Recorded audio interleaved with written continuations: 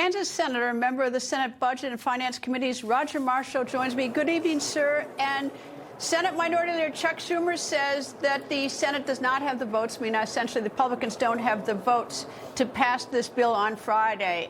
Is he right? Well, he's absolutely right. This is the Schumer shutdown. He controls those votes, and he will own this shutdown. This is the Schumer shutdown.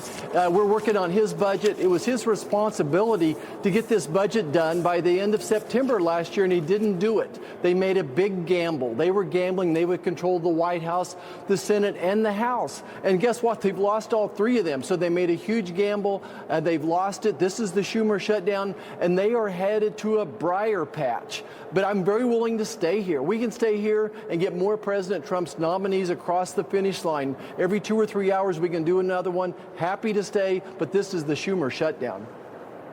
All right, to explain to the viewers, to get to the next stage to vote, you need 60 votes, and you have 53 Republicans. Senator Rand Paul, when the vote comes up in the end, he is a no, but you have 53, and of course you have the vice president. So that's the major problem, not getting the 60. You've got to basically have a couple Democrats come over and help you out on that, right? Yeah, Greta, it's exactly right. So we probably have 52 yeses, so that means we would need eight Democrats to walk across the line and do this. But then Chuck Schumer is absolutely control those votes. They're like lemmings. They're still in their stages of grief. They're in the stages of denial. They're not willing to admit that they've lost. They continue to be obsessed with Donald J. Trump. It's not quite a psychosis yet, but they are absolutely obsessed with him right now, and they're not willing to give us those 8 votes that we need. All right, it's called a partial government shutdown if the witching hour comes at midnight on Friday, and then there's no bill for the president to sign. What will a partial shutdown actually mean for Americans? Yeah, well, certainly not the most critical of necessities are going to happen, but unfortunately some people may not get a paycheck. My guess is at the end of the day, though, is that they cave. They cave at the end sometime Friday. If not, they'll keep it here over the weekend, and they'll come to their senses because this Schumer shutdown is going to be owned by Chuck Schumer. At the end of the day, they're going to feel the pressure. There may be a temporary shutdown, but I don't expect it to last 2 or 3 days.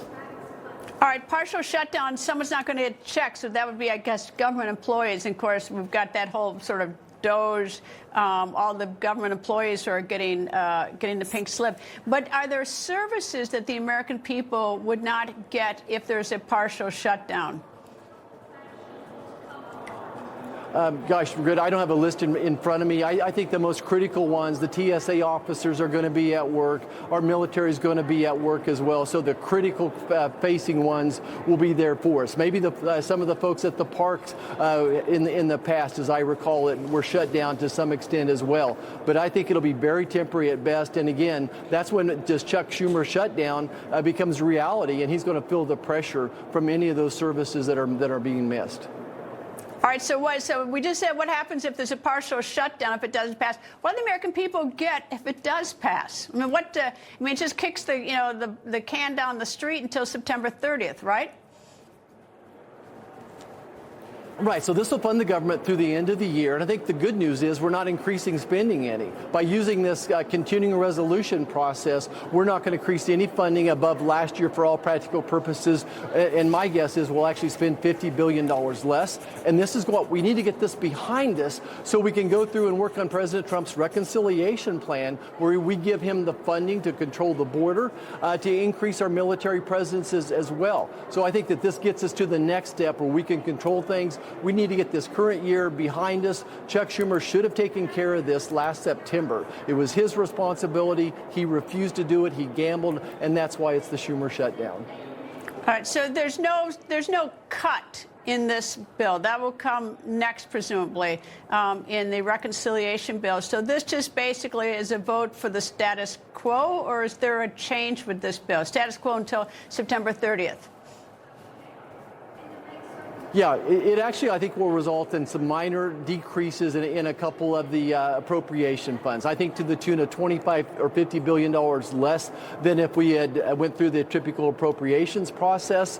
But at the end of the day, what we want to be focused on is the budget reconciliation process to give President Trump what he wants, and also work on the debt ceiling, and then something called rescission, where we're going to take all those waste, fraud, and abuse that Elon Musk and his team are finding. I think he's found $100 billion so far. The president can submit those to Congress, and we can do a rescission package again at the 50 vote level rather than 60. So getting this behind us, getting the government funded through September, is allow us to get to President Trump's next priorities.